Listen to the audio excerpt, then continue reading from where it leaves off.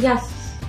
Θα θέλαμε να σας ενημερώσουμε για το φετινό research project που θα υλοποιήσουμε με 6 τμήματα του σχολείου μας με θέματα social media και τους εφήβους. Οι μαθητές μας θα αναλάβουν το ρόλο ενεργών ερευνητών.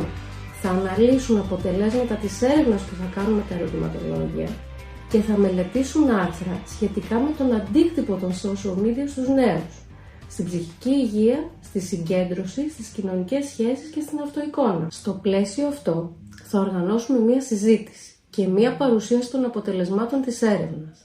Επίσης, όπως κάθε χρόνο, μια ομάδα θα παρουσιάσει ένα debate με θέμα την απαγόρευση της χρήσης των social media σε παιδιά κάτω των 15 ετών. Οι μαθητές θα χωριστούν σε ομάδες, θα αναλύσουν δεδομένα, θα διαμορφώσουν τεκμηριωμένα επιχειρήματα και θα μάθουν να υποστηρίζουν μία θέση, ακόμα και αν δεν συμφωνούν με αυτήν. Με αυτόν τον τρόπο θα εξασκηθούν στο να σκέφτονται από διαφορετικές οπτικές γωνίες και να σέβονται την αντίθετη άποψη. Η διαδικασία θα ολοκληρωθεί με μία επίσημη παρουσίαση και μία ζωντανή αντιπαράθεση μπροστά στο κοινό. Ο βασικός μας στόχος παραμένει η ενίσχυση των γλωσσικών δεξιοτήτων των μαθητών.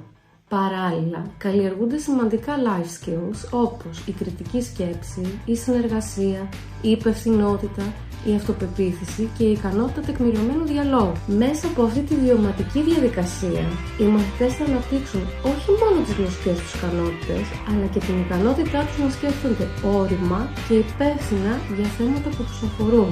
Σας ευχαριστούμε θερμά για την εμπιστοσύνη σας.